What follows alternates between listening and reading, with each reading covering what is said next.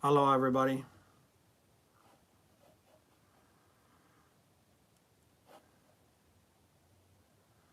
All right, here we go.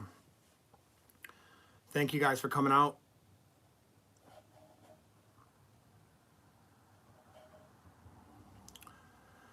Okay, well, if you missed it, the Honolulu Police Department and the major of CID, the Criminal Investigation Division, Ben Moskowitz, who I know well, he just gave a press conference regarding the arrests of Lehua and Sonny Kalua. And I think we can all say that now that they have made the arrest, that what everybody was feeling was correct. And we can finally start to breathe. Unfortunately, Ariel can't do that. And as much as it's a relief and we all knew what was happening, it's sad news because there are a few things that we know now that point to Ariel being murdered. So that's never a happy thing. Like, you can't rejoice that we know what's going on now. But we can start to move in the direction of healing and in the direction of figuring out what actually happened so justice can be served. What we do know, if you've missed it, I'll just recap. Lehua R. Kalua and Isaac K. Kalua, also known as Sonny, were arrested today for a murder second. Sonny was arrested at 7:10 a.m. He was arrested at Building 167 at the Pearl Harbor Shipyard. And Lehua, his wife, was arrested at home at 41610 Puha Street in Waimanalo. She was arrested at 7:30. There was reports of flashbangs that were used to enter the house. And there were reporters and people recording on their phones the whole time. So that was pretty well covered and televised. You saw it on social media. You saw it on all the Hawaii social media accounts. We know that Ariel was reported missing September 13th, 2021. And what we know now, what the police claim now, is that the initial reporting was in fact false. The Kaluas were initially cooperative and seemed to cooperate with the initial investigation. But as time went on and the police started doing a thorough investigation, which this happens all the time, police officers, they're not just dudes who are curious and that just look under rocks and, ask questions and then leave if everything sounds okay. And I think that people really think that it's an unprofessional, hunchy non-science. But the one thing that I know about police work is that police officers, they get a lot of reps in dealing with people who lie.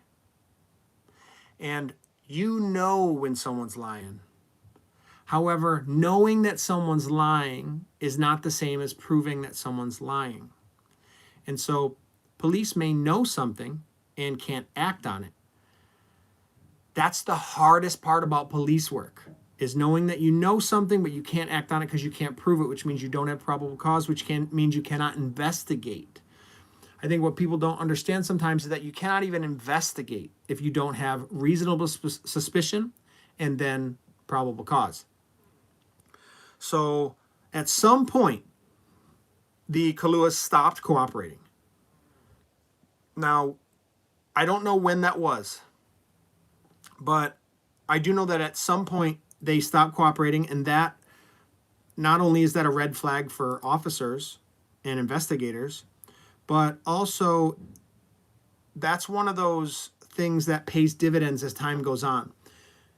When people panic and stop cooperating, they don't understand.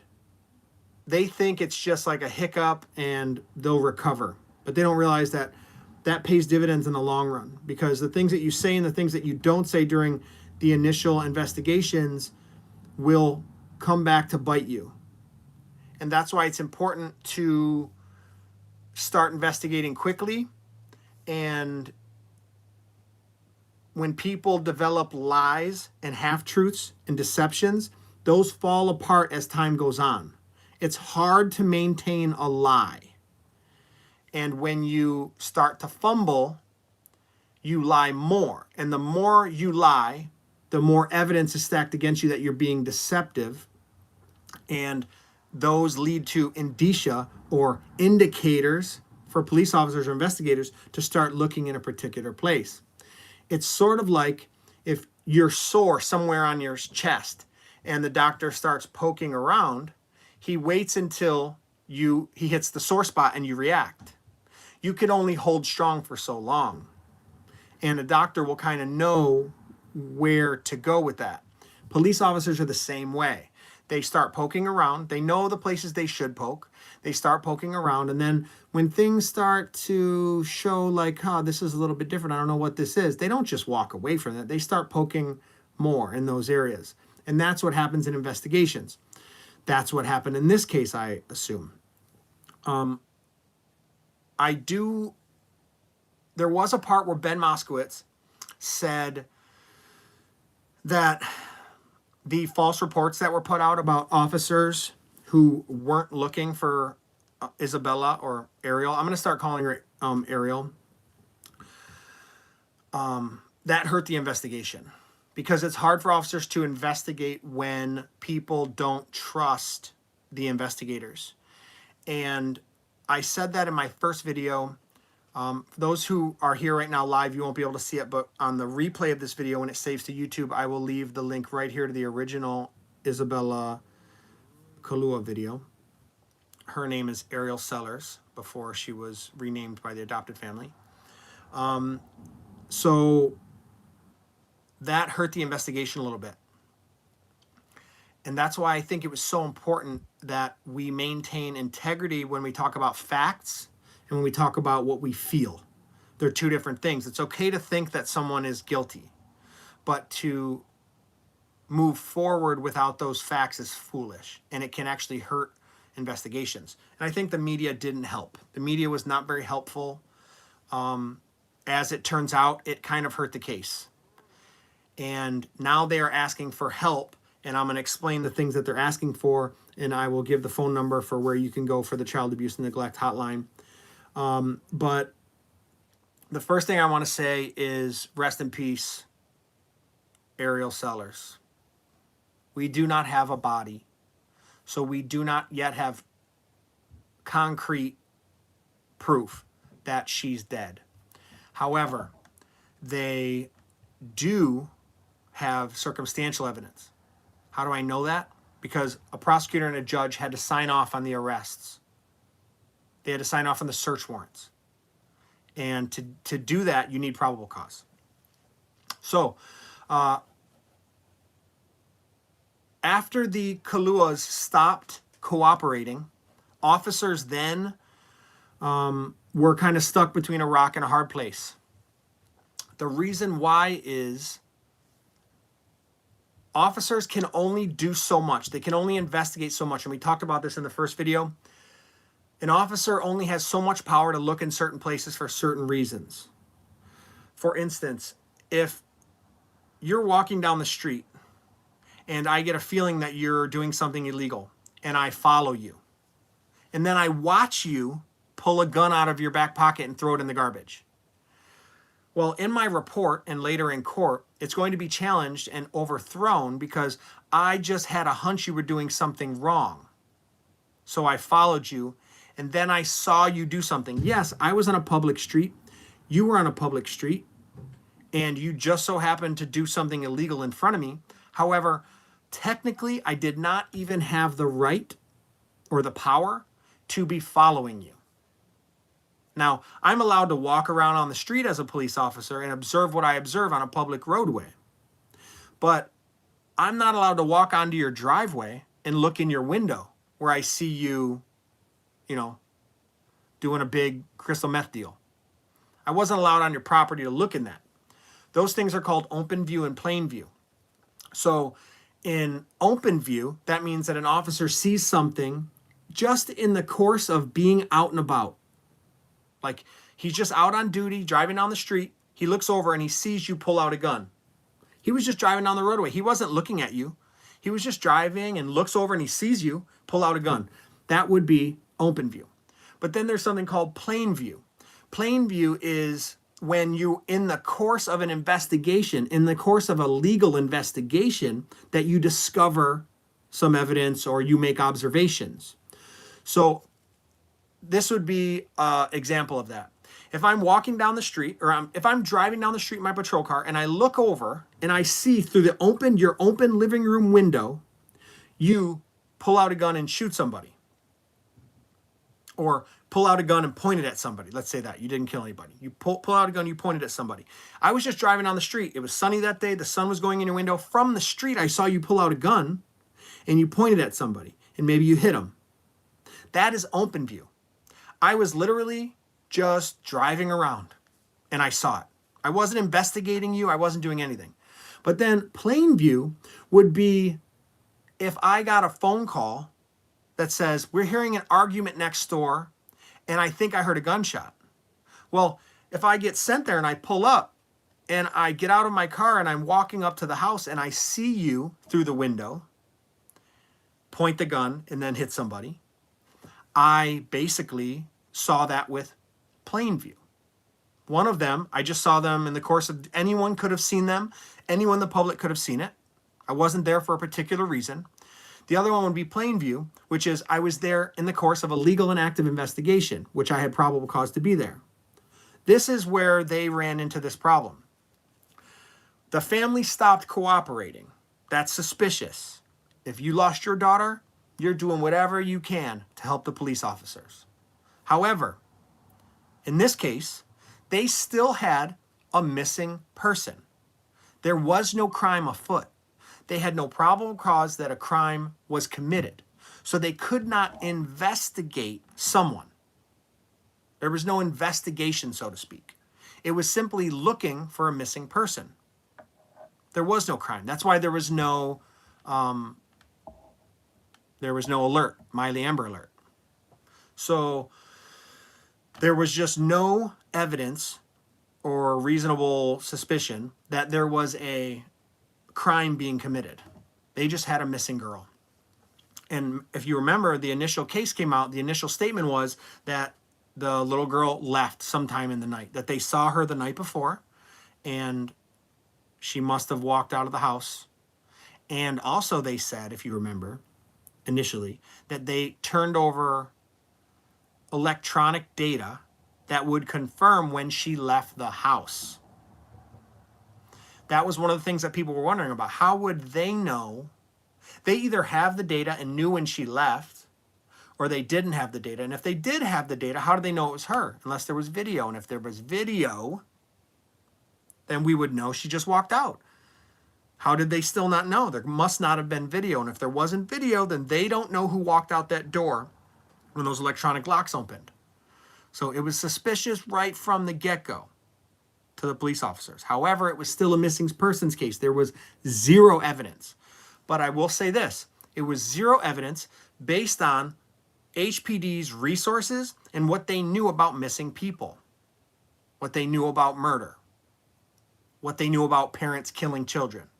They only have so much experience with this. However, the FBI, volunteers its services, especially in cases like this, they have way more resources. They have profiling. They literally have departments that are just made to study and analyze the history of cases similar to this one. Everything is analyzed. The age of the child, the history of the child, the former parents of the child, where the child lives, how many people live in the child's home with them, how much the criminal history of the parents or the people in the home have has to do with what happens to the child. These are things that are very important. And they cross-check all this. They have everything labeled and organized, and they can sort according to these different factors or variables. So at some point, Ben Moskowitz said at some point, the Federal Bureau of Investigation received evidence from HPD. So HPD looked at what they had. They were like, we got no evidence here. We need help. They sent it to the FBI. And that's when everybody was saying HPD wasn't doing anything. This was all happening behind the scenes. And anybody who watches my channel knows that that's what the police do. They cannot always say everything to the public for important reasons, to protect the integrity of the investigation, also to protect the integrity of the actual prosecution of the trial. So they sent the stuff to the FBI. The FBI took that same exact evidence that HPD had and tried to analyze, tried to figure out, but couldn't come up with anything. And they gave it back to HPD and said, try looking at it from this perspective. Same evidence, nothing different, and said, you got to look at it from this perspective. This is how you should handle the investigation. So HPD took that evidence, then they went back to the family and tried asking questions in different ways. They tried asking witnesses questions in different ways because there are certain investigative and tactics that can help teach you, or I should say, point to what really happened and narrow people down. It gets people to get nervous, to trip up. There are certain tactics that you study. There's a science to it. It's more of an art, I would say. It's more of an art than a science. And when HPD did that, all of a sudden the Kaluas definitely do not want to cooperate. So now they stop cooperating. They don't want them around the house, this kind of stuff. So HPD couldn't get their search warrant for the house. Remember, they were not cooperating anymore. So now HPD needs a search warrant because if they're not cooperating, they can't do it. Fourth Amendment. That you have the right to protection against unreasonable search and seizure. So HPD can't do a search warrant, and they're not volunteering to let them search. Essentially saying, go get a search warrant. HPD has to. So HPD takes that evidence, asks questions different ways, starts realizing that no one has seen Ariel since mid-August. More than a month before she was reported missing. Then now they have other questions to ask. They start asking those questions. So the more questions they asked, the way the FBI had trained them to do, the more evidence that showed up, the more questions they had to ask, the more evidence showed up, the more questions they had to ask. And pretty soon they were able to build a case. Sometime by the end of last week, so in the last 7 days or so, they had a big break in the case. We don't know what that is. He didn't say it. I don't expect them to. I want them to protect that information, protect this investigation, so that justice can be served here. So when they developed enough evidence after reapproaching and having a few breaks, they were able to turn that case from a missing persons case into a murder investigation. So whatever information that they learned about this case did two things. Number one, it showed that someone was being deceptive. Probably three things. They were being deceptive. Some evidence is showing them that Ariel was murdered and that they were responsible for it. So those three things are super important. And those three things were developed. As soon as they had those, whatever they do, let's say this, guys, we do not know the specifics, just like we didn't know the specifics before. We don't know the specifics. However, I can assure you that they have enough for probable cause for the arrest of the murder, which means they have probable cause of Ariel's death. They have probable cause that the parents were responsible and understood the death, and that they were being deceptive. Those are three very important things. So once they developed that, by the end of last week, they believed that she was murdered, that the parents were responsible, and that they were being deceptive. So Isaac and Lehua were arrested this morning. And as I said earlier, in case you missed it, Isaac was arrested at Building 167 at Pearl Harbor Shipyard, where he worked. And Lehua was arrested at home at 41610 Puha Street in Waimanalo at 7:30 a.m. Neighbors said, and you guys all saw a video, I'm sure, on social media, that there were flashbangs used as they entered to arrest Lehua. I wonder what that's about. I have a feeling it was because there was no response. I have a feeling it was because they were not cooperating and they wouldn't answer the door and all that stuff. They probably knew that they had guns in the house, things like that.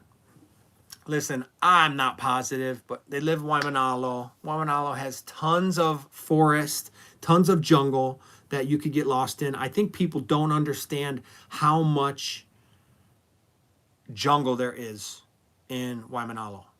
You can disappear in Waimanalo. And a lot of people hunt, and a lot of people have guns, and for them to use flashbangs and all that stuff, the reason for the flashbang is to stun. It's to distract, even if just for a moment, so that they can make entry safely. If someone thinks they're taking shots from one side of the house, or there's a fire on one side of the house, they run to the other side, they're not paying attention. So the officers will do that to distract so that they can breach the door. They had already arrested the husband. So based on what I'm seeing so far, there's someone else involved. Only 2 arrests were made, but that only means that they had probable cause for these 2. But I think that they were concerned that there was someone else in the house. And if they already had the husband, it would have been someone else. So they were either concerned about Lehua, or they were concerned about someone else, like an uncle or someone else who lived in the house. It's my understanding that someone else did live in the house. So right now we know that they are digging. We know that they are searching for remains at the house as well as other areas. So at this point, it's probably better to let the police decide when they need help. The reason why I say that is because at this point, we believe that Ariel's dead. So help from the community is not going to help Ariel. But what it can do is destroy evidence. So there's a possibility that they will need the public's help, but they will say when they need the public's help. They will help organize searches. But if they don't do that, I think it's important not to disturb any evidence. Because at this point, we're talking, they're not cooperating. And if they're not cooperating, then they've probably destroyed evidence. They probably know where the evidence is. And destroying that evidence can literally ruin this case. Imagine knowing someone did the crime and you cannot prosecute them. Can you imagine how maddening that must be for the investigators? In my Patreon, next week, we are going over a case of a murder girl named Pauline Rodriguez. We know who killed Pauline Rodriguez. She was a 16-year-old girl who was raped and murdered and dumped in Eva Beach. Dumped at Hellbush. We know who did it because they confessed. But just before they were going to get arrested, they escaped. And then the police were not able to convict them. Same thing with the Honolulu homicide, with the Honolulu Strangler. Howard Gay was arrested. They know he did it. They have evidence to suggest that he did it. The murder stopped after he was arrested, but he later died without being prosecuted. It is maddening So you can imagine for the community, you guys are upset that it has taken so long and it seemed like the police weren't doing something. But can you imagine? You don't even have the evidence. Just imagine if you have the evidence and you can't prosecute because the evidence that you do have gets thrown out because it was somehow contaminated.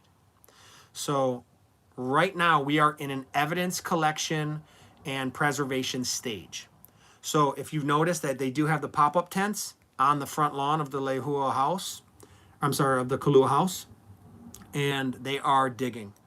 They're searching everywhere. I saw them putting mattresses. I saw them putting a bunch of stuff in trucks. So they are collecting, preserving, labeling, cataloging, and discovering new evidence as we speak. They will not finish today. They will work into tomorrow and probably into the day after that. They will have to seal off that area. The streets will be closed. They won't let anybody in those areas because all that stuff is going to be important. But they are onto the trail. This case will be closed. They will find out how, and you better believe that these two are going to start snitching on each other. I will say they have not been convicted yet. So there is a possibility that one of them knows what happened and the other one was just covering up for the other one. There is a law in the books in Hawaii that says that if you know that there's a murder going to take place or an abuse going to take place or anything like that, and you don't do anything, you too are convicted. You too are guilty of that crime, murder or child abuse or whatever it is. So that is what we're dealing with here. You better believe it. And I know that there will be some serious progress. So to recap, we don't have a body, but we have enough to arrest. And here's what you guys need to know about where we are now. If you picture a timeline, where we are, we have enough for the arrest. That's called probable cause. Where we need to get to is evidence beyond a reasonable doubt. So they have been arrested. That's probable cause. A reasonable person with the information they were given will believe that a crime has been committed and the crime in which they arrested them has been committed. That's what probable cause is. And then on the other side, we have enough evidence to convict someone, which is beyond a shadow of a doubt.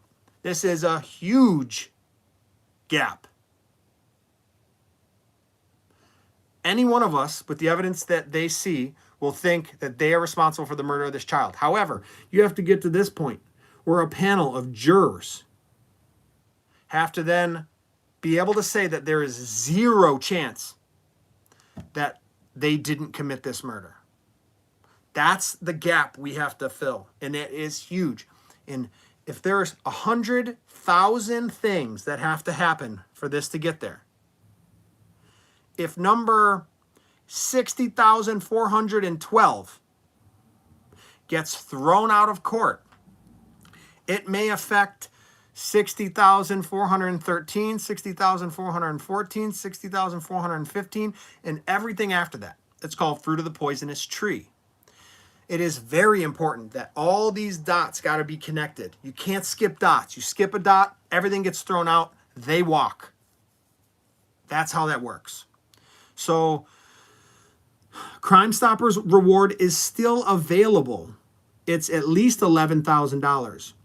I have a feeling that there are people who were worried about saying something because the parents were not arrested and they thought that there was a chance that they may get away and that they may be in danger if they snitch.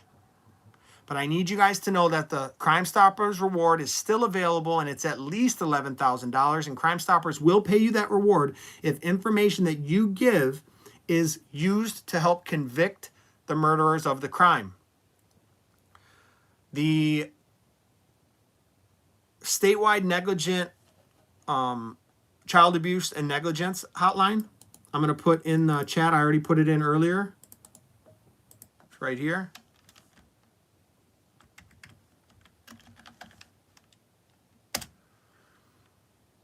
888-380-3088.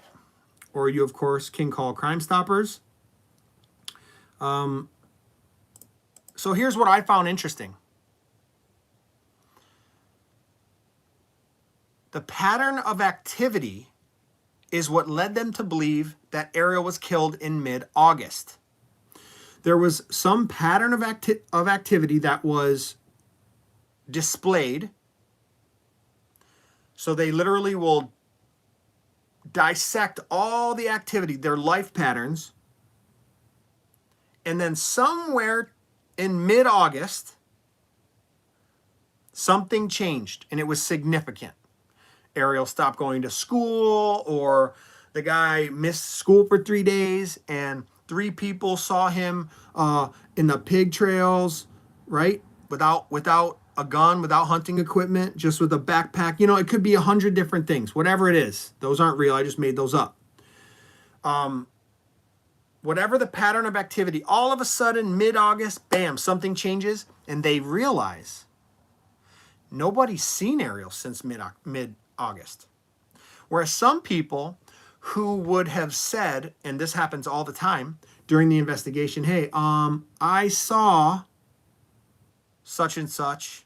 I saw Ariel on September 1st. We ran into him up at the Foodland. Right? Police will be like, oh, okay. She was seen September 1st. Someone says, oh, I seen him at the wedding. Right? On the 5th. Oh, okay, she was around the 5th. But then when they saw the pattern of activity change, and they're like, wait a minute. This doesn't sound right. And they go back to witness and they said, hey, when you seen Ariel at Foodland, what was she wearing? And the people are like, you know what? I never actually seen her. But I seen her parents, and they said she was asleep in the back seat.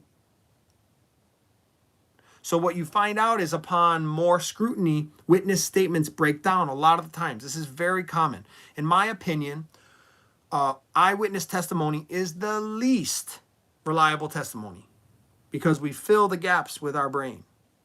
So upon further scrutiny, they realize that these witness statements are not good enough. So they look back and they start realizing, yo, nobody's seen her since mid-August. She wasn't reported missing till September. And it was like September 18th, right? September 13th, a whole month before. Then they're watching the patterns different. It's not so much where people go. It can be where people don't go. It can be all of a sudden they stop going to this one store, or they stop driving. All of a sudden they start walking everywhere, right? Because they don't like their car be caught or whatever. Or they never leave the house. It could be like neighbors' cameras all of a sudden. They leave every day, same time. Every day, same time for years and years and years. And all of a sudden, August 15th, they don't leave. And then it stays like that. They leave different times all of a sudden. Right? Or Ariel usually plays outside at this time, or whatever. And all of a sudden it's like, yo, you know what? I didn't see her. I haven't seen her since mid-August. That's how that stuff starts to develop. Then they start asking more questions, and the Kaluas, they stop responding. They stop cooperating. Bam, bam, bam. Before you know it, they got their probable cause. It fell apart. They have 0 witnesses that have seen her after mid-August. They are looking for witnesses who saw Ariel from September of 2019 to August of 2021. Specifically from August of this year to September 21st, because Ariel was dead, they believe. So that means if you've seen Ariel from September of 2019, guys, that's over 2 years ago, they want to talk to you. So if you're watching this right now and you saw Ariel anytime from September 2019 until September of 2021, you got to call. You got to call the police. You got to tell them what you saw. You think it's not important. What? I seen him at school. We know she was alive. You don't understand. There are little things they're looking for that they cannot give you. There are little things that they're looking for that they can't give the public, but they need the public to reach out to them. Because if they give the public certain things, that's something the defense can fight and say that they led those witnesses to that information. So it is so important that you don't think, if you've seen them or you know anything, it's so important not to think to yourself, that's obvious. They know that she went to the school or whatever, because she went to the school every day. No, no, no, no. Call them. Even if it's just to say, hey, I seen her at the store, but this was in, July. So what? Call them. They got to know. They may be able to look up surveillance footage from that day, whatever, and then find out what she was wearing. Right? And then you don't know. Maybe they found those clothes in a certain place. The last time that she was seen wearing that outfit was when you saw her. This stuff is so important, and it's hard to explain. It's hard to overemphasize how important that is. So definitely, if you saw something, you gotta call. You gotta call, because this baby was murdered. I don't care who you are. This baby was killed. What is she, 7? I think she's 7 years old. She turned 7 on Saturday, if I'm not mistaken. Correct me in the comments if I'm wrong. What a trip. What a trip. All right, I'm going to get to some of these comments. If you got questions, make sure you leave them in the comment section, and I'll try to get to them. I gave you everything that we know for sure. So everything I told you wasn't speculation, unless I said it was. But let me know. What's up, Teach-On Media? Thank you. She turned 7 on Saturday, which is super sad. What's up, Kim? Good to see you. Nalani Ho. She could have been murdered in May 2021. Then they took her out of school. Frequent absences are a red flag. Correct. Except for police know that they have people who've seen her up until mid-August. So I guess it's possible that they have some wrong information. However, when they release certain things like that, they're pretty sure about them. This is information they're giving based on their investigation, which is solid. Whereas before, the information they gave, go back and watch the videos and the news reports, and they said that the information we're giving is based on what the parents are reporting. It's important to know the difference. HPD was not broadcasting false information. HPD was broadcasting information that they were given by witnesses when she was a missing person. Now HPD is releasing information about a criminal investigation. There's a reason they're doing it, and there's a reason why they're not releasing other information. So let's just always keep that in the back of your mind.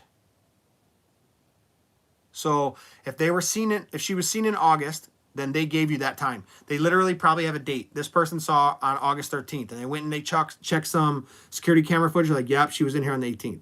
So that's the idea. So I'm pretty confident in their numbers, or they would not release them. They're very specific about what they say. They're very careful. MJD's Jr. What's up, man? I know, plenty of murders right now. Cowboy said the fake mom gonna crack in court. I think so. I definitely think so. Zero Limit. You think they will admit it during their interrogation? I do. I do. It's always better for investigators when 2 people get arrested for the same crime. You guys know it. I want you to think of your best friend in the whole world. Think about that one solid brother that you think's never gonna snitch. He's gonna snitch. Only one dude that I ever interrogated when I was in CID didn't snitch. Oh, it made me so mad he never snitched. He just took the rat. It was solid. Of course, I didn't tell anyone that he didn't snitch, because all his friends needed to know was that he got called in. He was guilty. He admitted what he did. He never snitched on anybody else. But all his friends needed to know is that we talked to him. And right away, they're like, oh, he snitched. And they start snitching. All it takes is a doubt. Husbands and wives especially. Most of the time, the wife will snitch on the husband. Does Hawaii have the death penalty? No. Hawaii does not have the death penalty. Oh, reach. Hey, what's up? Good chick right there. Kulamala boys. Thank you for the videos. This is so sad and hard to understand. I know. As a father, it rips my heart out. It makes me want to kill them. Think about that baby. Think about that baby. And from what I understand, listen, guys, I want to say thank you. All the people that have been sending me DMs, photos, stories, videos of Ariel, when last time you seen her, or what you know about the family. Tons of people been messaging me saying, yo, this isn't right. This is what I saw. And I saw all those, everything that you guys sent to me. And I encourage you to send it to the police. The truth is, you can have hunches, you can know these things, but until police officers have them written down on a statement, it has never been said. Think about it like this. This is a common saying in the police department. If you don't have the statement, if you didn't write it down, it never happened. So that's why when you get pulled over on a ticket and the cop writes you a ticket, he will turn it over and he will write stuff on the back while he's in his car. Try to write down everything that he remembers.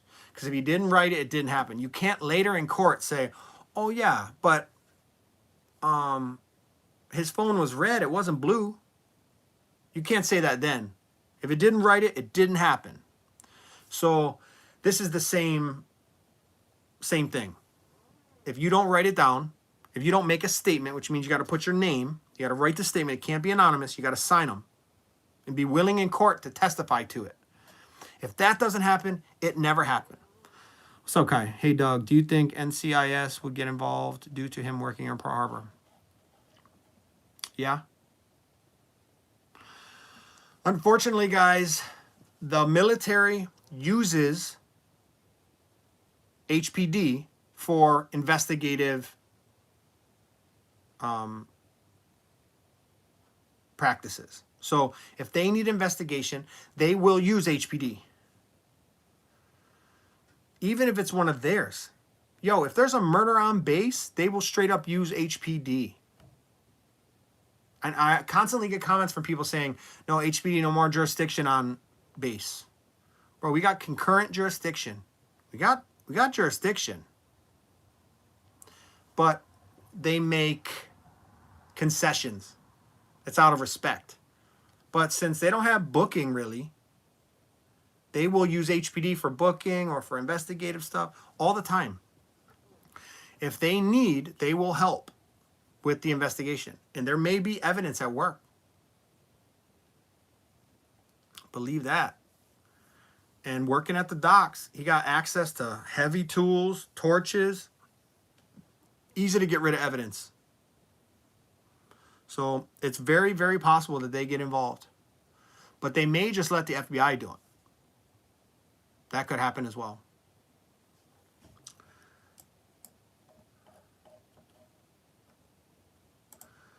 Minority Reporter said the foster dad will probably be killed in prison. Depends on what prison, but yeah. He better watch out. Oh, Suble. Hey, Mana, good to see you. Thanks for coming out, buddy. Oh, thank you, James. Appreciate you, man. Thank you so much. Flying Hawaiian, what's up, man? Minority Reporter says Quantico is where all the CSI labs are at for the FBI. Yep. So they would have sent off the evidence. HB would have sent evidence. It would have went to Quantico or wherever their labs are. They would have analyzed documented, come up with a profile or how a response, like a solution, send it back to HPD with help. Hawaii has an FBI office, and FBI are actively working. Actually, one of my classmates from HPD, he left and went to the FBI. And knowing that he was going to have to live on the mainland in crazy places like Texas and crazy stuff, shout out to Wheels. And hopefully he makes it back soon. And so people, especially local boys, when they go off to FBI, they try and make them back so they can live their life in Hawaii and be FBI, which is, you got to pay your dues, but it can happen. So there is FBI in Hawaii, and they can help with investigations here, but it all gets sent back, really, to their labs. And they got way more resources than what HPD has. They definitely were a help. Ben Moskowitz says that if it wasn't for FBI, they couldn't have got where they were going. Zero Limit, where you think they hid the body? Personally, I think with him working at the shipyard, either in the water or in some pig trails up in Nalo is what I'm thinking. So I don't know, though. We don't know. Kelsey, what's up, Kelsey? One of my favorite people. Have you used the behavioral profilers before, Doug? How accurate were they? Yes, I did. You guys will recall when I arrested or when I interviewed Asofito Fio, who is the serial rapist in town. The FBI provided us a profile, and it matched 100%. We had zero. We had nada. Nothing. They gave us a profile, told us where to set up, told us that this dude might walk by one of the victims' house on a random night. We posted up undercover. We seen this dude, stopped him. Long story short, dude's in prison, 30 years, serial rape. And it's all because the FBI. We had nothing. And the FBI gave us a profile, and we cracked that case. And at the time, it was the biggest manhunt in HPD history. Because it's a serial rapist. And that's when FBI gets involved when there's serial crimes like that. They are straight up. Everything you see, that's the one thing I will say. You know, when you see police work in TV, they exaggerate. That's not how it works, because that's not how the law works. However, everything you see on the FBI, that's legit. Those profiles, like that one profile show, Mindhunters, that's real deal. And it really does help in investigations. I work shipyard. The NCIS are always watching phones, so they had a part in it, guaranteed. Wow. Well, that's good to know.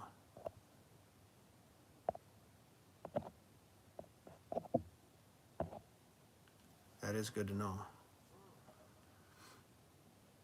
Yeah, FBI uses physics. MJD's Jr. said, why do they have privacy tents? Was it for her body or something? It could be for anything. The important thing to realize is that the sun destroys evidence. It destroys DNA. Let's say they do find the body, and this gets graphic, guys, so, you know, pardon me if you're close to the situation. We discussed this on my Patreon this week. But when you have bodies that are decaying, or you have insect infestations, there are people whose job is to... Thank you, Deborah. Appreciate you. Says, love your insight, Doug. Well, I appreciate you, Deborah. You've always been supportive. Thank you. They have people who their job is to study forensically insect infestations, because they can help determine cause of death, or not cause of death, rather, time of death. Like maggots or larvae or adult flies. The process by which they go through the growing stages of those insects will help them determine. So if you find a body that, say, has maggots and larvae and flies, they can determine the timeline of when the body dies, because flies land on bodies almost immediately. It's really, really quick. So,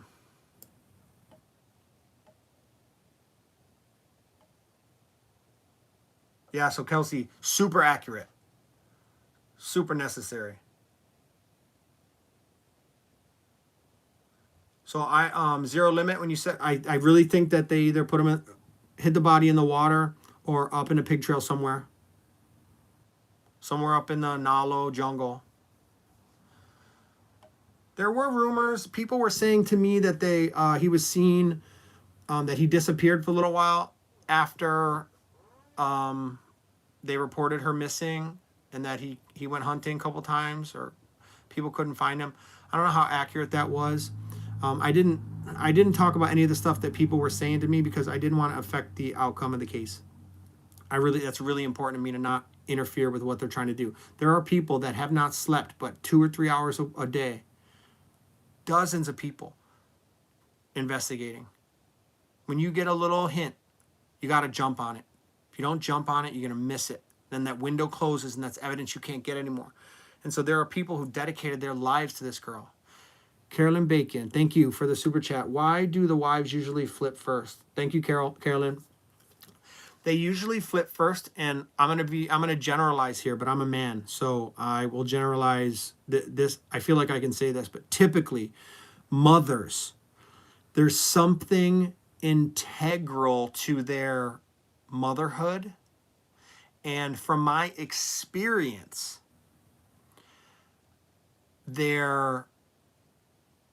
women typically, their conscience is not as robust, and men typically will lead with like the logical brain, and they will screw up emotions, which is why they're often like emotionally disconnected. And women will lead with their hearts. That's why they're mothers. That's why they're so awesome and special. And every woman has that thing in her, and for them to do whatever they did, it must have been horrible. It was either an accident that they covered up or they murdered her. However, there would not be a murder investigation if they thought that it was an accident, because then they would be looking at desecration of human remains, or they would be looking at failure to provide care. But I think because they're calling it a murder and they had the probable cause to do it. Remember, the prosecutor, first of all, the detectives put it together. The prosecutor had to sign off on bringing it to the judge, and then the judge had to sign it for the search warrant. To get that search warrant, there had to be probable cause that Ariel was dead, and that they were being deceptive, and that they were responsible. So I think she's going to flip first.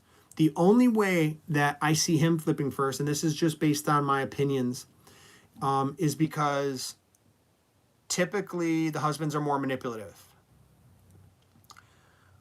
It's rare, from what I know about these situations, that the wife is responsible for the murder and the husband covers up for it. It's more likely that the husband is responsible for the death and the wife covers up for the husband, because they get manipulated and guilt tripped into like protecting the family. You're going to tear our family apart, that kind of stuff. These are my guesses, folks. I don't have any inside info on this one, okay? I do not reach out to police officers. I do not ask for intel or info. I don't want to jeopardize crimes. I don't want to jeopardize those guys' careers, because they're not allowed to do it. So I don't have any inside info, but I only have what people tell me, and plenty of people reach out to me with, hey, I'm cousin so-and-so, I'm uncle so-and-so, this is what happened, I bet you he did them. Kelsey, if it somehow was an accidental death and they had reported it immediately, would they have been negligent homicide? Well, remember, negligent homicide has more to do with the incident that caused the harm. But if it was an accident, just an accident, then no, they won't be responsible. But negligent homicide would be in the course of doing something dangerous that any reasonable person would know that this would cause a threat to life, and they did it anyways, then that would be negligent homicide. They knew it was risky. Like shooting into a crowd but not picking a person, right? You didn't intend to shoot the person that you shot and killed. But what you did do is you shot into the crowd, right? Or you shot, let's say, you knew people were above you in the house and you shot your gun off in the house. That's a negligent homicide. Sin says the pics of the poor girl looking happy and healthy when she was adopted to looking bruised and malnutrition before she disappeared are heartbreaking. The most heartbreaking. That's the worst part about this whole thing. I saw the same pictures you guys saw, and I heard you. Believe me, I heard you when you were sending them to me. And all you guys that sent me all the photos and said, "What about this and what about that?" I heard you guys, and I feel you. I saw the same photos you did. But where the investigation was, we cannot try to affect the outcome by making an enemy. You guys knew. You guys knew what happened. We all suspected. We don't know how, and there's still a lot of things that we don't know that will change dramatically. But we cannot focus on that. We had to focus on finding Ariel. And for whatever reason, a break in the case came. I think it, in my opinion, some evidence came back, probably some surveillance, and probably some witnesses. One Hammer 808 says, so how did they pin the foster parents for arrest? We don't know exactly. They did not release those details, but they have probable cause. They were not being cooperative, and some things developed in the last 7 days that gave them enough probable cause to get the search warrant signed off on, to get the prosecutors to sign off on taking it to the judge, and now they have them. Any more info on her whereabouts? Double OG, no, there's no information on her whereabouts. They're still looking. They're still asking for help. You can find phone numbers in the chat, and if you're watching this video later, you can find them in the description below. When she went missing, I believe it was alerted to authorities right away. Is there evidence linking the parents to her homicide? Could she have been trafficked? FSU 808. Remember, if you didn't watch the actual press conference, Ben Moskowitz, the major CID, he said that the reporting of her, of when she went missing, was false. That was a lie. They were fed false information. She did not go missing on September 13th. They did not see her at night. They saw her. All they can prove is that the last time she was seen alive was mid-August. They do believe, based on whatever information they have, whatever this evidence is, that Ariel was killed sometime in mid-August. They're onto it, guys. They know something. The hunting trip, or when they drove out to the dump, like there's something. Sonny might have went to a certain part on Pearl Harbor he typically doesn't go to. Something happened. They definitely have some evidence that something changed. So there was a development, a strong development. One Hammer 808 says possibly waited to dispose before reporting. That's very possible. It's actually it's probably what they did. 808 Eco B says everyone is a suspect until you're cleared. That's true. Kai, this is a new record of yours on the live. Oh, shoots. Yeah, 180. Nice. Roger that. Man, I'm grateful. So GPS in most cars nowadays, says the...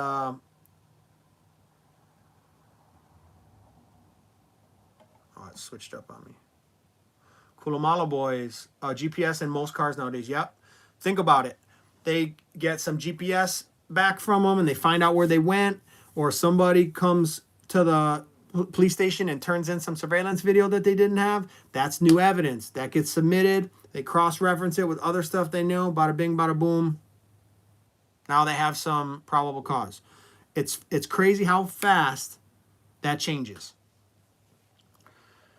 Terry Bear says, oh my God, I just got on. This is so tragic. Thank you for covering this. It was a last minute. Sorry, guys. But as soon as I saw they were going to the press conference, I knew I should do them right afterwards because people are going to miss the press conference. It's so early, in Hawaii.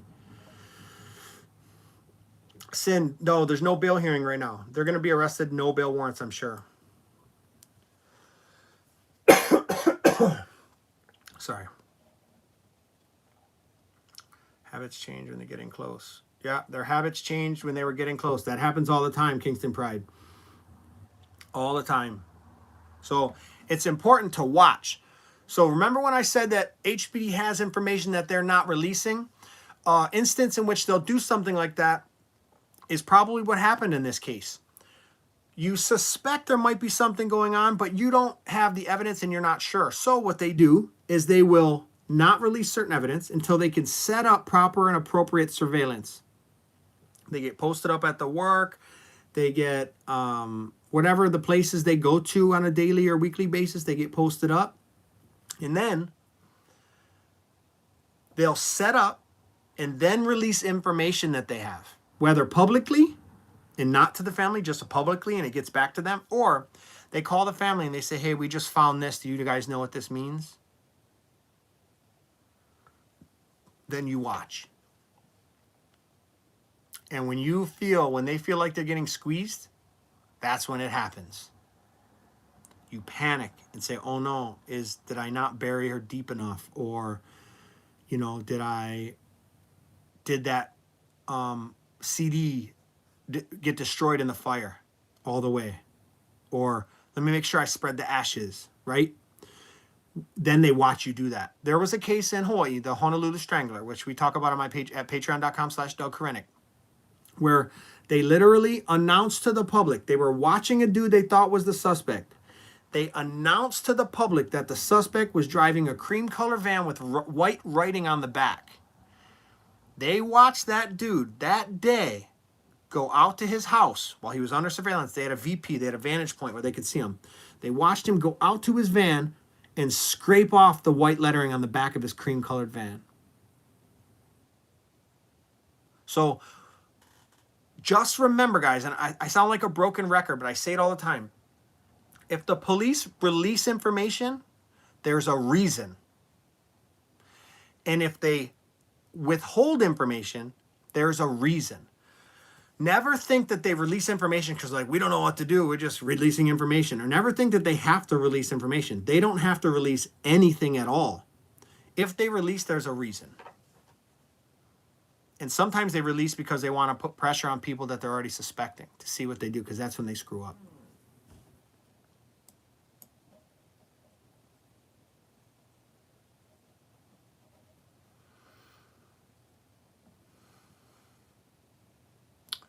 T Hammer 808 says, give them a white lie, let them out themselves. That happens too.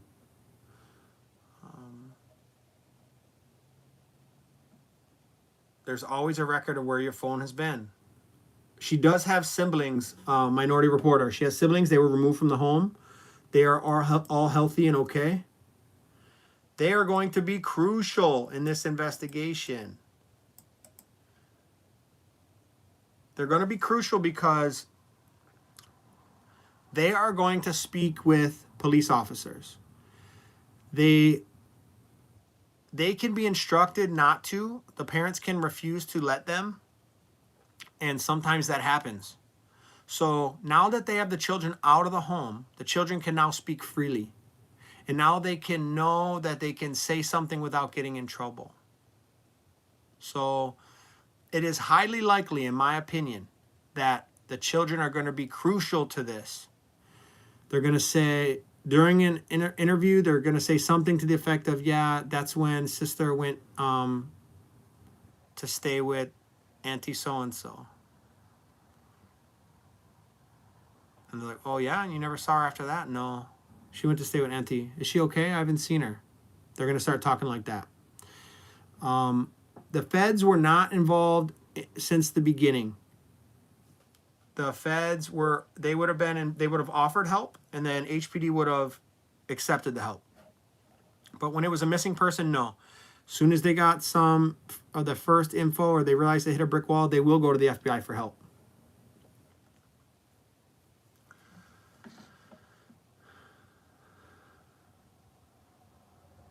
Kamuela said, gotta watch what you say, brother. Garans get felons taking notes. Yeah.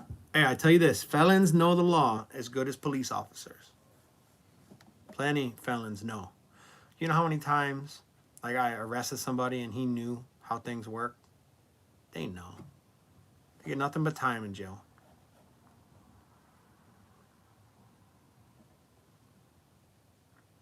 T-Dog says, I say mom cracks first. I agree.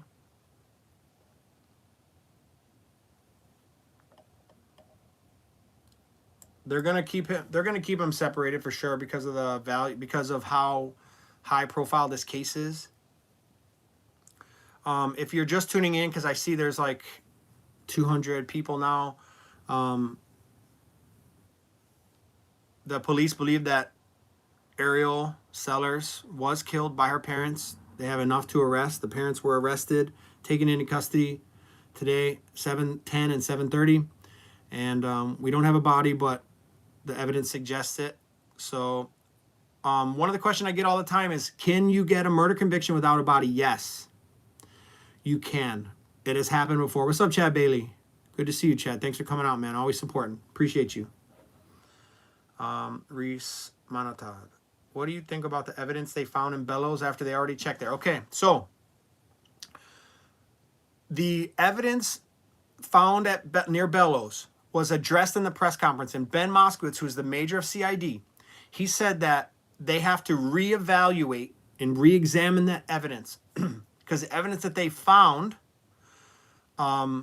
was at an unfortunate time because they were still working on false statements by the parents. So now you got to think about it like this.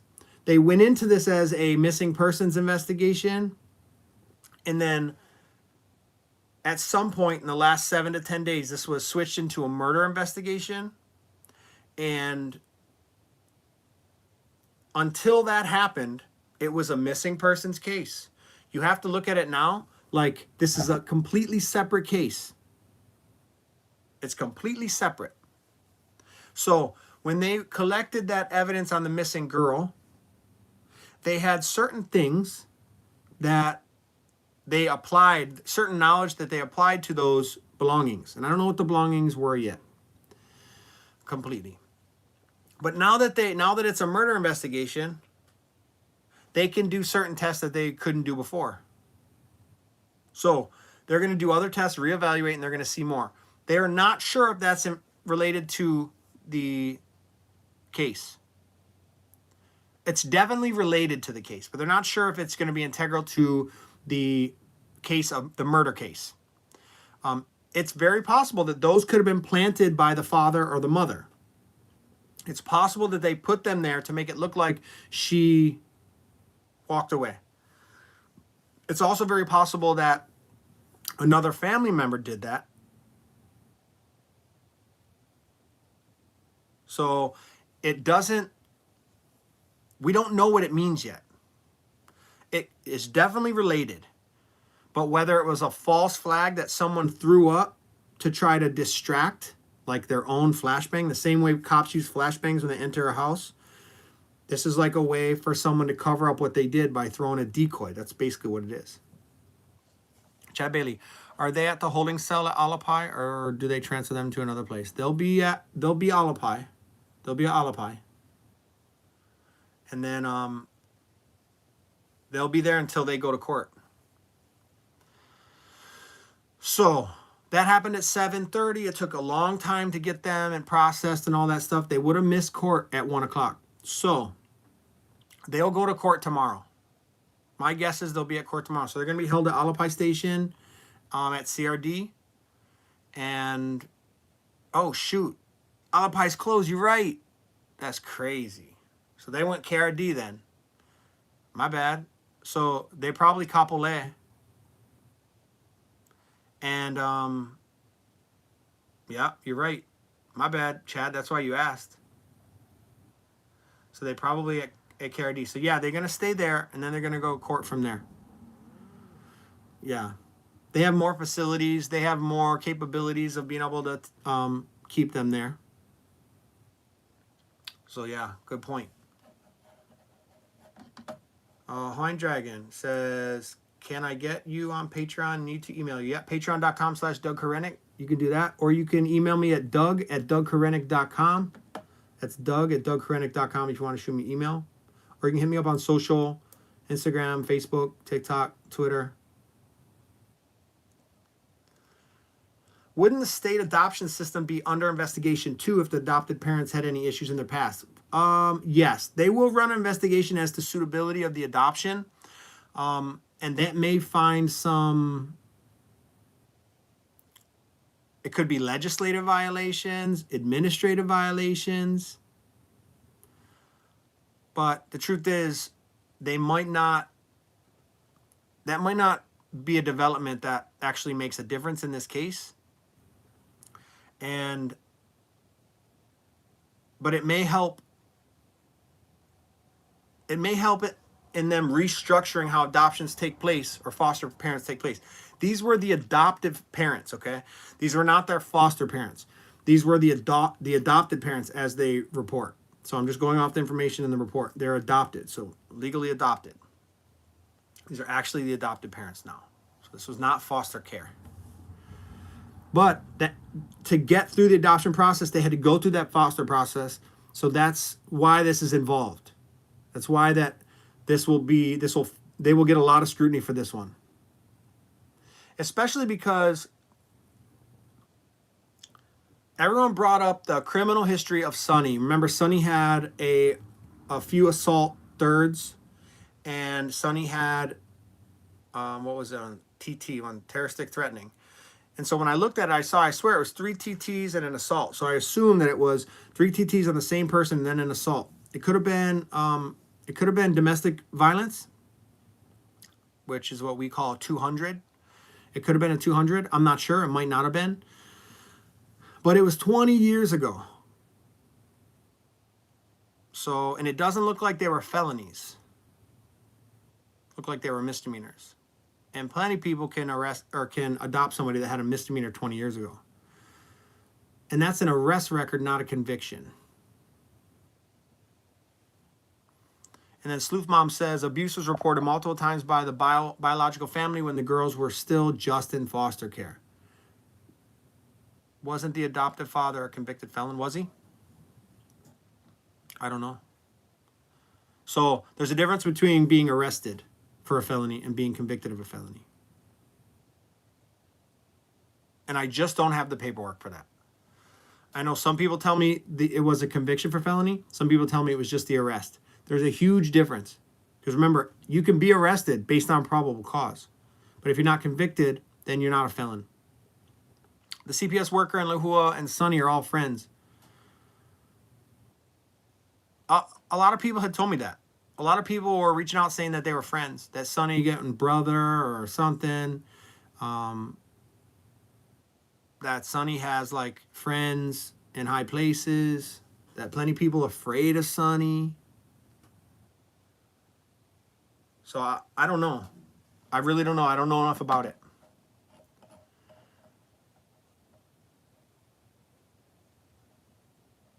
They also have connects with really bad people. No one was held accountable for the death of John Benet Ramsey. Please, guilty. She has a drug charge. How about Child Protective Service has been gaslighting us? CPS worker and Lehua and Sonny are all friends. This is so sad, mind-boggling how any human would do that, and then the rest of the family going to be arrested. They was all involved, and if not physically, they knew and didn't talk. That will be an important thing that we got to talk about. So, in Hawaii and in a lot of other places, if you know that something was happening but you didn't do something about it, you are also guilty of that crime. That is something that there has been convictions for, several convictions ever since the Michael Chun case, where Michelle Ting and her husband, forget his name, Clifford Cabral, where they abused their boy the same age as Ariel. And he punched him in the belly, hit him in the head, and smacked him with a stick, knocked him down in the tub. The kid started throwing up. 5 days later, they never take him to the hospital. He threw up for 5 days, couldn't eat anything, and then eventually died of a heart attack. He was 6 or 7, something like that. So the Clifford Cabral was guilty of the murder, of the actual commission of murder. And then they found the wife or the mother of the child, who was the biological mother, guilty by crime of omission. So there's crimes of commission and crimes of omission. And by not doing something about it, she was found guilty of the murder. But then she ended up pleading to manslaughter. So if I had to guess, one person was involved here, not two. And if that's the case, then somebody's going to snitch and they're going to take a plea for a lesser charge. If they do find her body, does her biological family get her? Yeah. They're next of kin. They're still next of kin. She can't be harmed, so there would be no cause or case for them not to do that. And she didn't have a great life. Listen, I don't know the family. I don't know Sonny. I don't know Lehua. I don't know the Sellers family or the mom. So I can't speak to their character. And it doesn't bother me either way. All we know is that Ariel's life was never good. I don't care what you say. Going from home to home at such a young age and feeling that abandonment, even if you weren't actually abandoned, just not having the same people around you, the roots, it's got to be tough. And so what's sad about Ariel, and this is what I learned from studying these kinds of crimes, we all know kids, they're resilient. They give second chances. They love you. They forgive. And then they rationalize in their poor baby heads. They rationalize what you're doing to them as this is how you love them. And she probably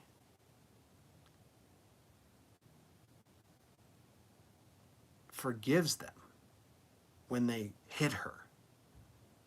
She probably forgives them when they neglect her, when they don't care. She makes up excuses in her head for why they were doing that. Like they justify it.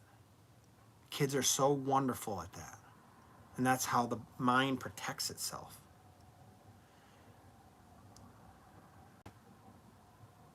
That poor baby girl. All she wanted was love.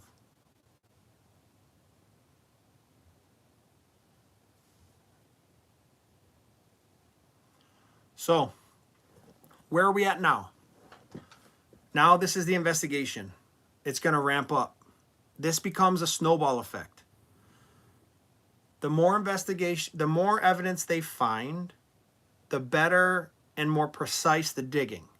I don't just mean physically digging in the dirt, but also the questions that they ask. Their investigation becomes much more pointed, much more concise, much more acute. So before, when they were casting a wide net, they would get a bit of information here, a bit of evidence there, but it doesn't point to anything. Well, as you build more bits of evidence, they start to point in certain directions, and you can start to be more pointed. And where you would let certain things go, now you don't let them go, you dig deeper.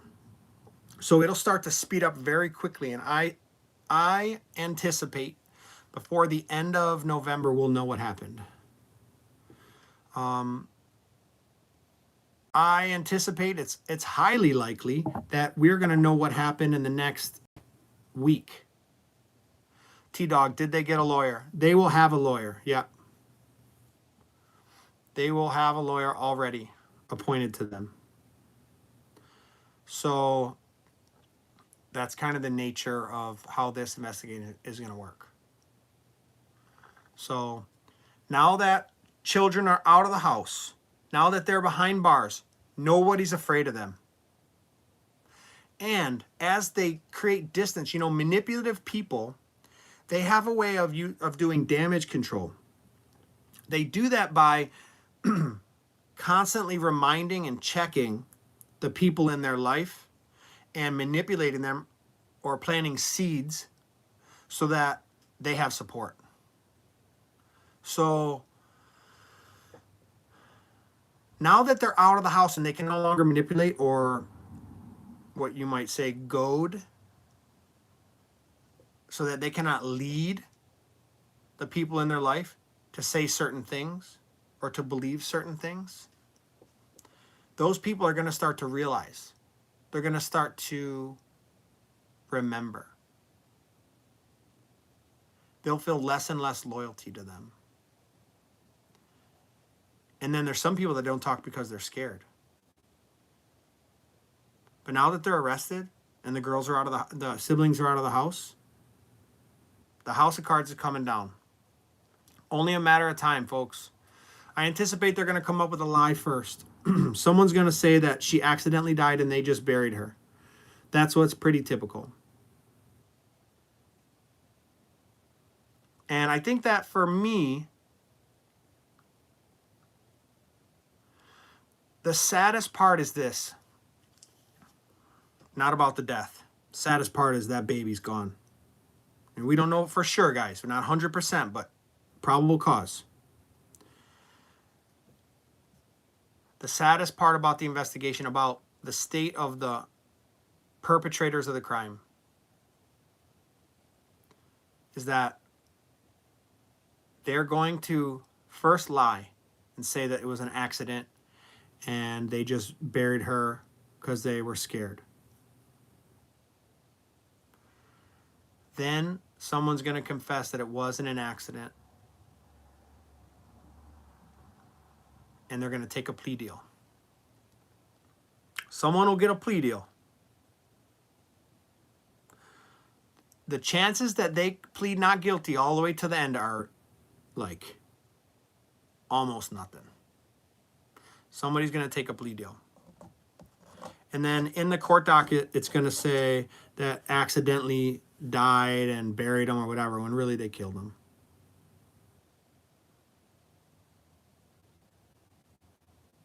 Chad Bailey says, I hope the kids are getting counseling. Yeah, that's huge. That's something the community can do.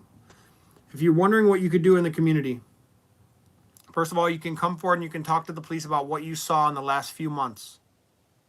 If you saw in the last 2 years, remember, since September of 2019, come forward, talk to the police. The second thing you can do is you can donate so that those babies get counseling. They survived. She didn't. So I would like to see the community come through for the girls, those other girls. They had enough already. Or there might be some boys. I don't really know what the sex are of those babies, but you can start to support the survivors. 6 p.m. they're having a prayer vigil at the home on Puha Street. Okay. There you go. What we need now is what Hawaii does best. So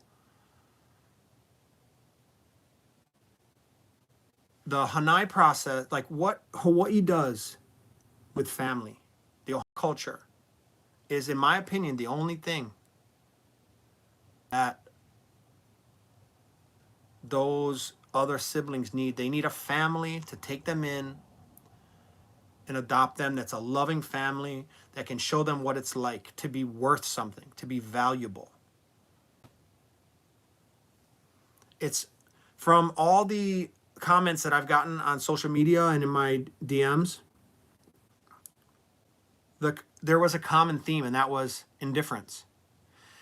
It wasn't so much abuse. I never heard of anyone who had like a firsthand account of actual abuse. They saw evidence of injury, and they saw attitudes towards her and things like that, and they connect most of the dots. But what's important, I think, and what's the most damaging, because remember, kids, they're very resilient, is the indifference. Indifference is worse than hate.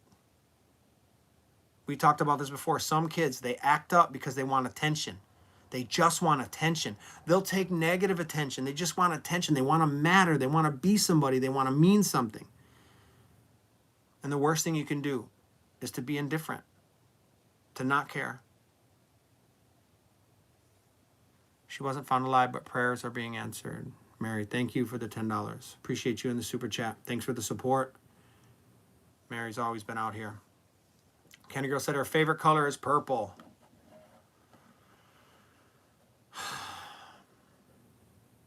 It's what my mind keeps going back to is the indifference that it must take.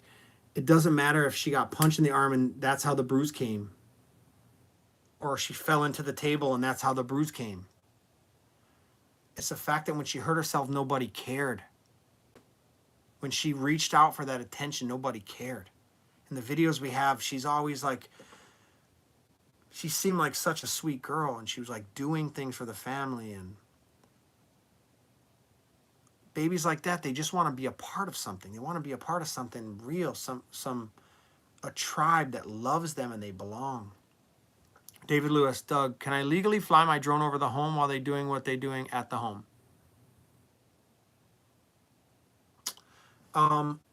You can probably get away with the first one.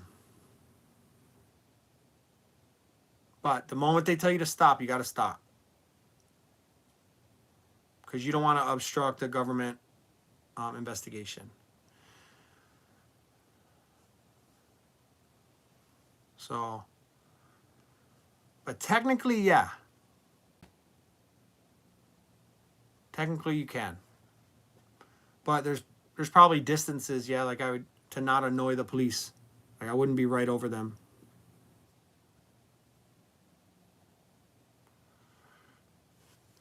Ivan Maave, how indifference is worse than hate, yeah.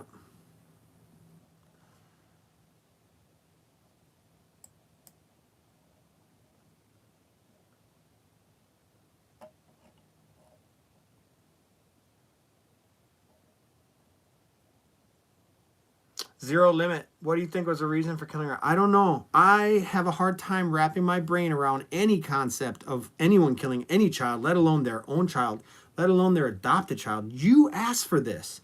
You adopted her. And let's be clear, folks. The arrest was for murder second. Murder in the second degree is when you murder anybody with intent. One person.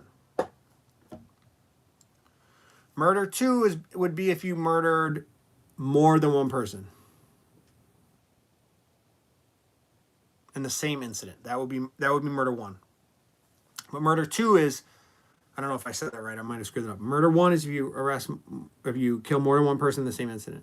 So you kill two people.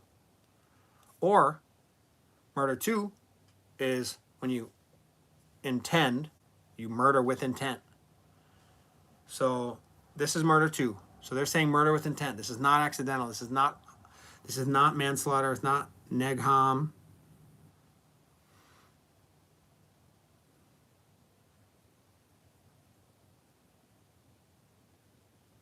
I can fly legally, commercially over people with my license. Yeah.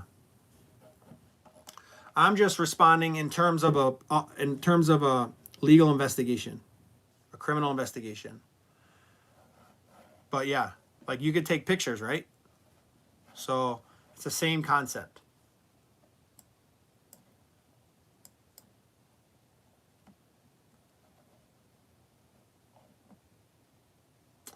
Deborah Johnson, imagine the statistics of stress-based crimes committed during this CV lockdown. Yeah, that's true. That's actually a big thing.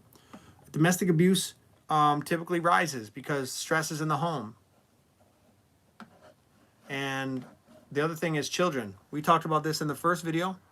If you didn't watch that, you can go ahead and watch it. If you're watching this video later and you're not live, you can go ahead and click right here. I'll leave another video.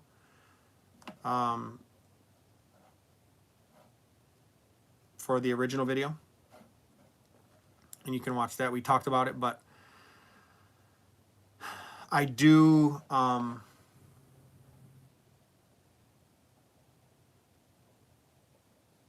I have a hard time wrapping my brain around why they would do something like that. But when you have COVID lockdown like this, you do have a lot of crime that goes on the rise because of stresses in the home. Especially children that get locked up. They're not meant to be in the house, not doing anything, wearing masks, not seeing people's faces. Like babies, that really hurts kids. And so it stresses them out. They just want to see people. They just want to do things. They start acting up. My kids fight like cats and dogs in my house. And Space Cowboy. Hey, Uncle Doug, I just got here. Do you know why SSD had to carry out the raid instead of just sending a squad of officers? Yeah, SSD will go because of a danger in the home. So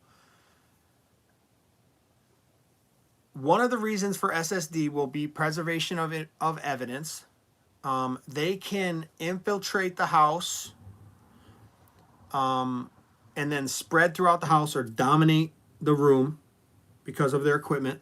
And they can prevent people from destroying evidence, which was a major reason for why they hit the house the way they hit it. There's probably two things that I can guess. Two things that typically will influence how they hit the house. Number one will be the danger with weapons. If you have a person that's known to have weapons, like a hunter, or has had weapons offenses in the past, they will use SSD.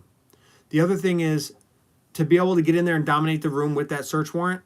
First of all, patrol cops, they can't ram doors open. They don't have the equipment for that. They can knock on the door and when it opens, show them the warrant and then go search the house. But if you're knocking on the door and then they spread throughout the house and throw away evidence. So SSD can knock down the door, spread through the house, secure everything, get everybody down on the ground. Nobody's destroying evidence. Nobody's escaping. They're like the surgeons. They're the surgeons. Yeah, you got the policemen are like the regular doctors, you know. And then the SWAT are like the surgeons. They get in there, very precise. They have all the equipment. They had SWAT, FBI, HPD, and then NCIS was involved in arresting Sonny. Yeah, makes sense. They would have had to get permission and work out a deal for how they could hook him up. I hope there's video of that. I want to see how that went down.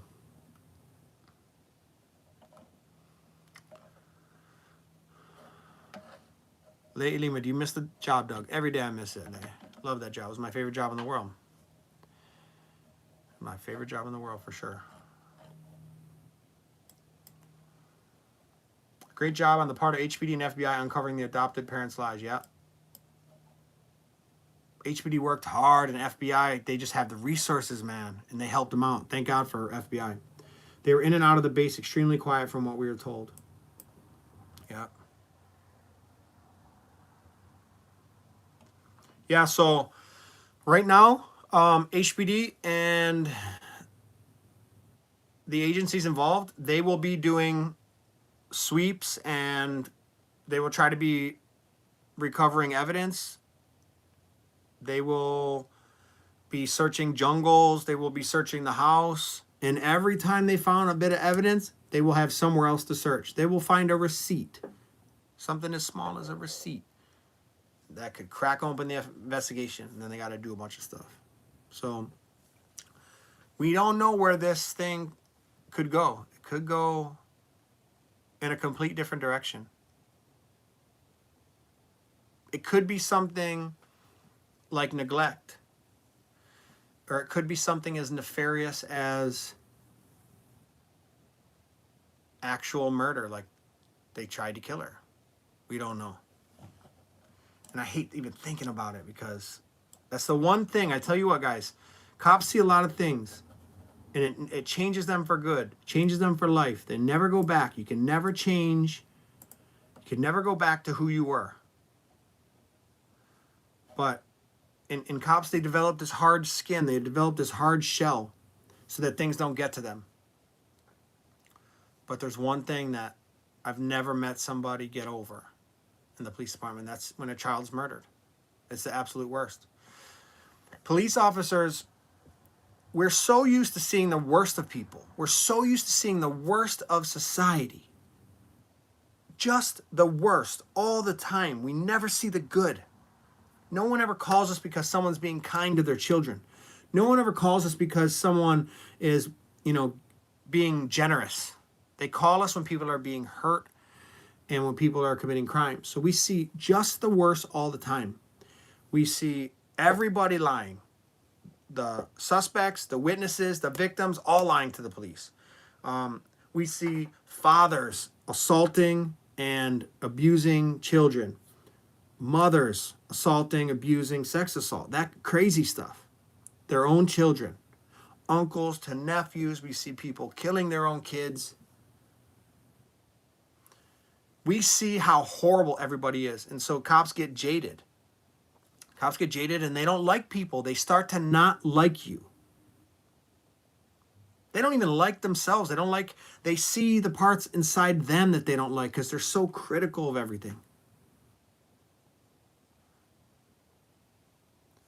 The reason why they love kids is because they're the only thing innocent. Everyone else is guilty. Everyone else is horrible. Like that's what it does to you. It gets inside of you. And then they look at kids and the kids are just so sweet and innocent. They're not committing crimes yet. Ariel didn't do nothing wrong. She's just alive, trying to survive, trying to be loved. So children represent the good in the world. And so when a child dies, it's like the darkness won for that one moment, that one battle. The good guy lost. Ariel lost. No matter what, even when we convict, if we convict Lehua and Isaac, she still lost. Like and that's something that cops go through all the time. Like, what are we even fighting for now? What are we even working towards? Justice is such a fickle, thinly veiled victory. It's not even worth the fist in the air. It's not even worth a hand clap or a smile.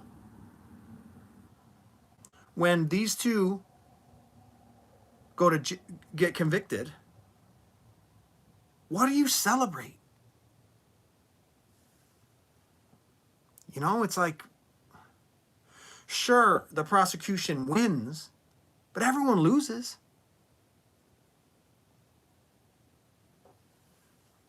That's what's horrible about when something like this happens. And I'm sorry that I went down that rabbit hole, but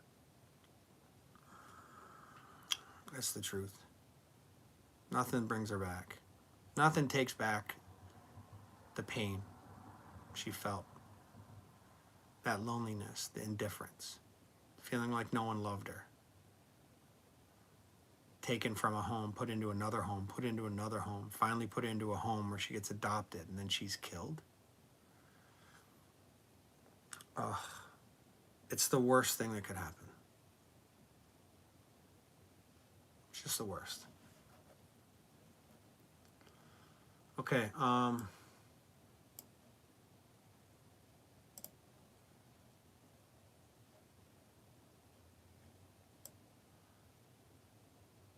they will use cadaver dogs for sure.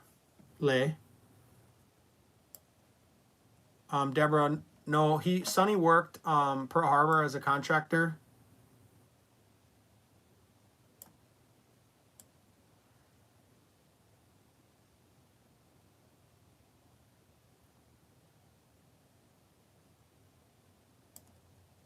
Alani Howe, right, Doug. Law enforcement were digging for facts this last 58 days until they found it.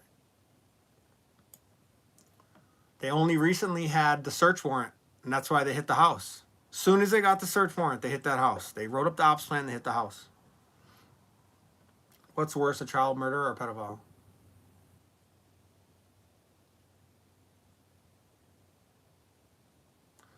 Bro, that's not even a fair question, I guess. I mean, I would assume the murderer because at least the child has a chance, you know what I mean, to like come back from that. But I hear you, it's at least the pain's over, you know? Oh, what a crazy thing to think about.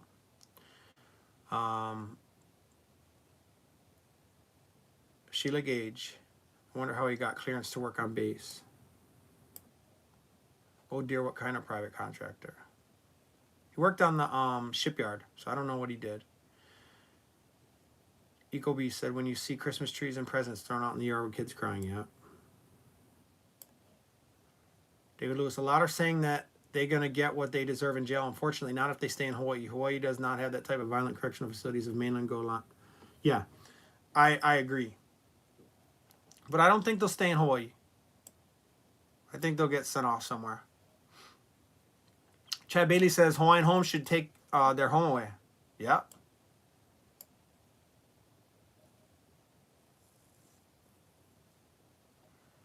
One ham at 808. Doug, is it true that crimes happen too bad that they don't make the news? There are crimes that don't make the news. Yes. There are bad crimes that don't make the news. Most of them do because people aren't going to keep secret, like the victims' families, things like that. But there are crimes. Like jumpers don't always make the news. Certain crimes in Waikiki don't make the news. Most crimes of notoriety will be released by HPD to the public in the form of what we call a highlight, and they release highlights to the press every morning.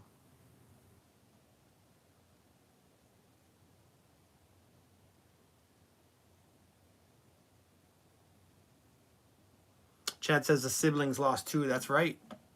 Those poor siblings, like, now they're out again. I know there's horrible people that murdered their sister, but it's like, to them, they were mom and dad. And now they're going to feel abandoned again. So they hopefully get counseling. The community has got to step up and take care of these babies. I heard they just found her remains in the Waimanalo now. I heard they just found her remains in Waimanalo now. That's the word now. I don't know if released yet. Yeah, I don't know. I got nothing on that yet. But I wouldn't be surprised if they find very soon, because somebody's going to flip. Somebody's going to say something. They're going to say, oh, okay, this is where I put her. Sheila Gage, his mom. Pearl Harbor Hickam does a very good thorough background check. Maybe because his case was very old. Could have been. And it could have been because no more conviction. I don't know if he was convicted yet. I still don't have any proof of that. I just have the arrest. And arrest records aren't a big deal. It's the convictions. It doesn't bring her back, but we are going to fight for a change in this broken system. For her name, her memory will live on forever, as we need to make sure this never happens again. I agree. I agree, but it's just a very small consolation that her name will live on, and that, you know, the broken system will be fixed. It's like, I would trade it all for her to be back. Lonnie House said, federal clearance is strict background checks. Don't know how he was still working there if his felony convictions.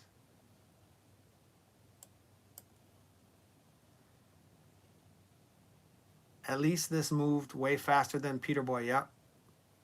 And I think it will. I think it's going to end the same way Peter Boy did. The same way that Peter Boy's mom flipped on the husband. I think it's going to be the same thing. Not exactly sure. I'm thinking it is. I'm sure they went there knowing an area to look. The father's name, Sonny Kalua. Well, Isaac Kalua.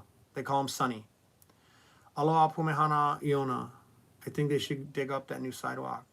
I never knew there was a new sidewalk. Space Cowboy. Do you know if HFD is getting involved? Reason for the question is I'm training to be an HFD right now. No, I don't think HFD is going to be involved for anything. Congratulations on the HFD. Hope you make it, bro. Supposedly their sidewalk is pretty new. Sheila Gage, sex abuse within the family is usually swept under the rug here. That does happen too. I think, unfortunately, it happens everywhere, though. I'm not sure it's higher in Hawaii. But it's very common that I see, like, uncles who do it, and then the family doesn't want the shame, so they don't talk about it, you know.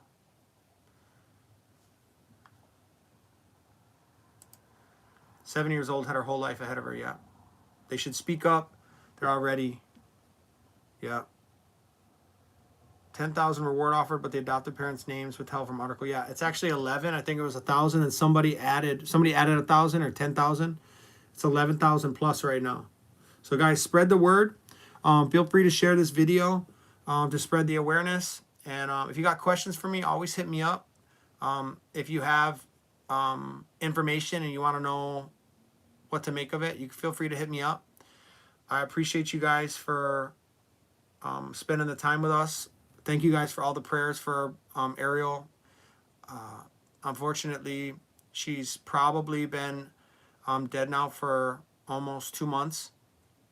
And at this point, we just got to find out what happened. And we got to get the people who are responsible and put them behind bars and convict them. There may be more. It may not just be the mother and father, so don't forget about that. So I'd be careful who you talk to about things. You never know who they were. And I would make sure you report to the police. I did put the number in the chat.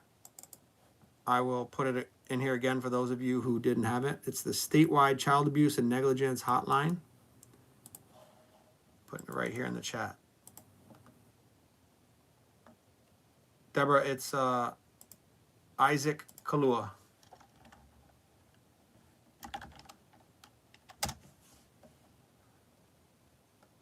All the social workers we worked with when placing children in our home on Kauai were on point, even with adoption process. Their cases are tremendous and their work is difficult. Lei, one of my favorite people. What a sweetheart. And always bringing good stuff to the chat. I'm not surprised you adopted some keiki.